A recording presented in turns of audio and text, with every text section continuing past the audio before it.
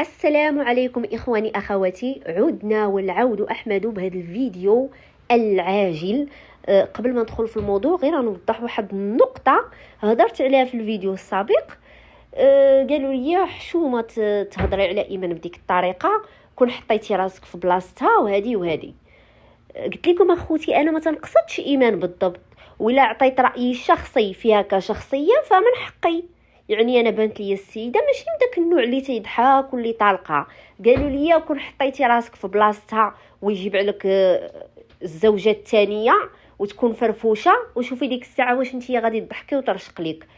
خوتي ايمان هي اللي حطات راسها في هذا الموقف، كان بامكانها تفرتك معاه شقله. متفقه معاكم، ضحات معاه، ضيعت معاه شبابها ووقفات معاه حتى دار الدار ولا لاباس. كان يفرقوا الدار، هو براسو كان يفرق مع هذيك الدار. شتو خوتي القانون الاوروبي باش زوين، كاينه حقوق المراه، يفرقوا ديك الدار بما انها دارت وسط الزواج، يفرق مع هذيك الدار اللي شرا ويبقى هو وضميره مرتاح وهي ما يضيعهاش، وفي نفس الوقت يشري راحته ويشري حريته ويشري سعادته. فهمتوا؟ ماشي باش ما يضرهاش لانها هي ضربت معاه سنين وهذه ينوض يتزوج واحده اخرى ويجيبها، وراه هكا راه ضرها اكثر. راه داكشي علاش الضحكه ما تخرجش ليها، ايمان الضحكه ما تخرجش ليها باش ما تخسرش راجلها، وعفطات على قلبها وعلى سعادتها وقبلات باش يجيب عليها الزوجه الثانيه. علاش هادشي كامل؟ كان ديك الساعه يفرقوا داكشي اللي غيفرق ويتفارقوا. الدار اللي دار معاها كان يبيعها ويعطيها النص وهو ياخذ النص، اكثر من هذا الشيء.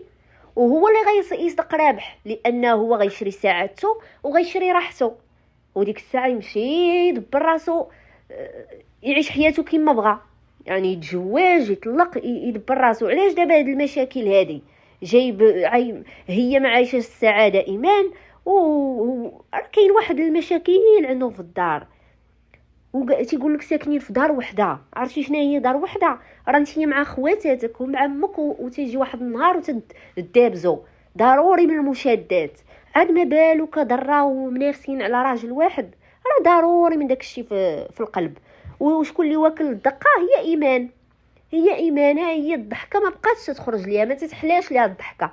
ما تتحلاش ليها الضحكه. انا ضربت الدور على القناه ديالها، فعلا القناه ديالها حتى القناه ديالها تتبان لكم السيده ما في عندهاش واحد لينيرجي زوينه صراحه. مقناطه القناه ديالها، لانها اصلا هي واصله في العظم. كيفاش غتبارطاجي معكم شي حاجه زوينه وهي مدمره، حياتها مدمره، حياتها النفسيه مدمره؟ واش بقات انا معايا راجل؟ ايوا فين هي سعادتي؟ فين هي راحتي؟ انا اخوتي ضد هذه الفكره هذه. كان خص تما يتحسم الامر، داروا الدار مع بعضياتهم، كانت تباع ديك الدار تاخذ هي حقها وهو ياخذ حقه، وكل واحد يشد طريقه. راه عندها قناتها كانت غتخدم على راسها وصافي، ومريضنا ما عنده باس. هادشي اللي كاين. المهم ندخلوا على جيت اصلا نهضروا على الفيديو اللي دارت سميه البارح. راها خرجات تتهاجم ايمان مباشره بطريقه غير مباشره. قالت لكم اللي داير الحجاب حتى لهنا، قالت كي دايره الحجاب وبنادم ما تيغسلش حتى من الجنابه. يعني شكون غادي تقصد؟ هي باش عرفات مولات الحجاب ما تتغسلش من الجنابه، اذا هي تتقصد واحد الشخص معين، وحنا عارفين كاملين شكون تتقصد، لان كانت عايشه معاها وتتشوف. لما غتقول هي علاش غتقول هاد الهضره هذه بالضبط ديال بنادم ما تيغسلش حتى من الجنابه، ما تيغسلش منها؟ يعني تتقصدي واحد الانسانه تتعرفيها كنتي عايشه معاه وتتشوفي. فهمتوا؟ قالت دايره الحجاب وما تتصليش، تعطي وجه في الكاميرا زوين، ولكن في الخفاء راه تتحفر ليك وتتادي وتدير فعايل الشياطين. سميه هنا خرجت مباشره تتوجه الكلام للضره نيشان، يعني بسبب هاد الضره باش سميه وقع لها المشكل مع الزوج ديالها. فهمتوا؟ دابا هي سميه تتلوم، ماشي تتلوم، مرده اللومه للزوجه الاولى، يعني بسببها باش الزوج نوضها مع سميه. يعني قالت هي تتلعب من التحت، افعال قال لك ديال الشياطين. قالت اكتشفت شي حوايج اللي خطيرين، يعني داروا ليها في الخفاء، بنادم تيحفر ليها. يعني وقيل الزوجه الاولى تتعمر الزوج، ربما تتوصل ليه شي حوايج، راكم عارفين هادشي اللي قصدات سميه، وهادشي اللي خلى الزوج يعمر يعمر يعمر يعمر وتفرقع على سميه وناط مضاربه كبيره بيناتهم. راه قلتها لكم في الفيديو البارح من مصادر موثوقه. خدا ليها القناه ومشات لدارهم وما مشاش يتصالح معها لمده 3 شهور، والقضيه فيها الطلاق. فهمتوا هادشي علاش سميه تتهاجم دابا الضره، لان تقول لك هي السبب، هي اللي حفرات ليها، وهي اللي دارت بزاف المسائل باش الزوج صافي بغى يفرتك الجقله مع سميه. فهمتوا اخوتي؟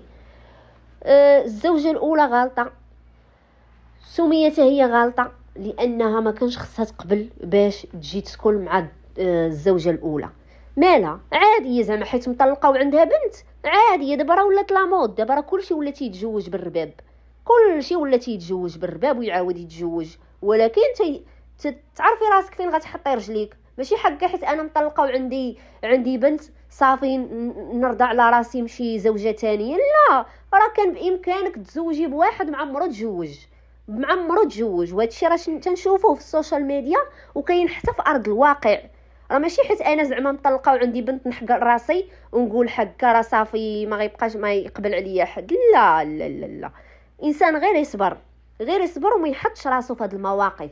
ها هي دابا نتوما شوفوا هي تزوجات هذا الزواج العوج، صدقات والده 2 ولاد، يعني مرا عندها واحد ماشي هي عندها 3 باش نكونوا صريحين. فهمتوا؟ وواخا هكاك راه ما تتعرفوش الارزاق، راه كاين اللي بغى يتزوج بها بولادها، راه الا مشات ترتاح ليها شي حد وعشقها شي حد راه يبغي ياخذها بولادها، ما عندوش مشكل يكون حتى هو ارمال ولا هذه. غير مهم المراه ما تحقرش راسها تقول حقا حيت انايا مطلقه وعندي بنت صافي غنقبل على راسي عيشه ديال الذل. لا لا لا لا لا، بالعكس، انسان يصبر تيعرف راسو فين يحط رجليه. هادشي علاش قلت لكم سميه غلطه، لانها دخلات على راجل وما ما دارش ليها حتى شي، يعني داكشي ديال العز. صراحه العز هي دارها بوحدها وبابها بوحدها في شي حي بعيد.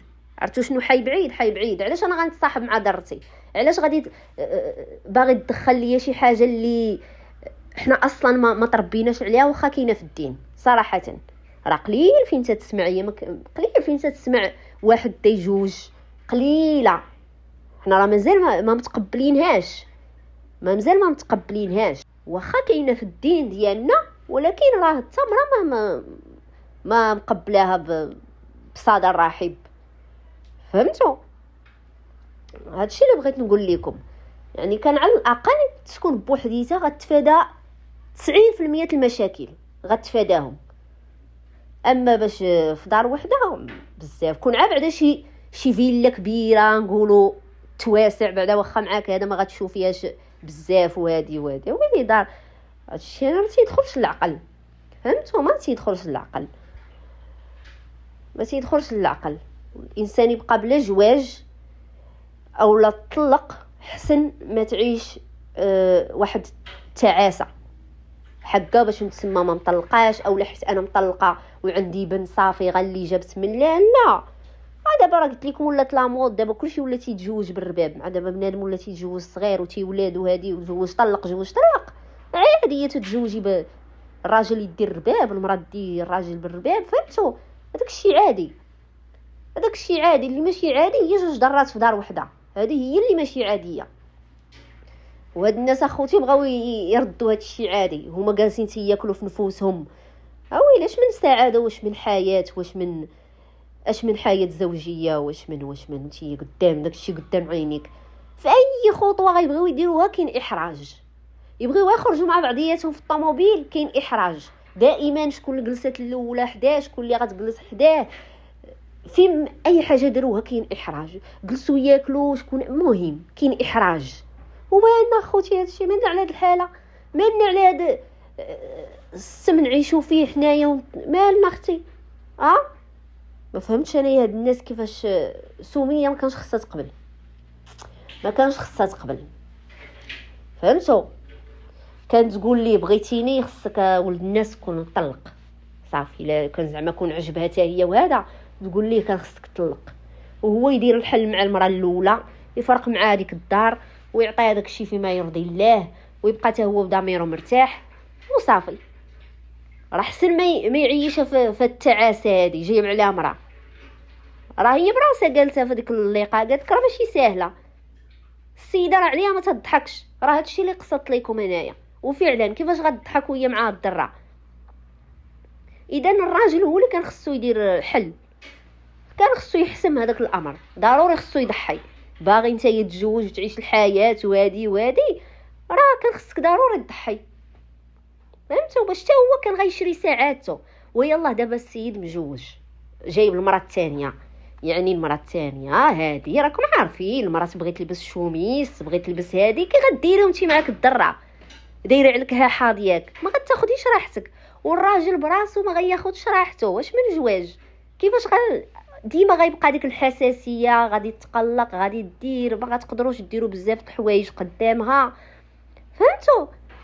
شنو هو الزواج؟ هو هذا الشيء، المراه تلبس لراجلها وهذه ما كل نهار شوميز، كل نهار لوين ولكن كيفاش غدير؟ هو اللي تخربيقه هذه اخوتي، تخربيقه. اللي بغى يدير بحال هكا خص يكون عنده امكانيات كثيره باش كل وحده يسكنها بوحدها، ويمشي ينشط مع هذه ويمشي ينشط مع هذه في الحلال. هذا الشيء اللي كاين اخوتي. المهم ما نطولش عليكم، تهلاو ليا في راسكم، مع السلامه.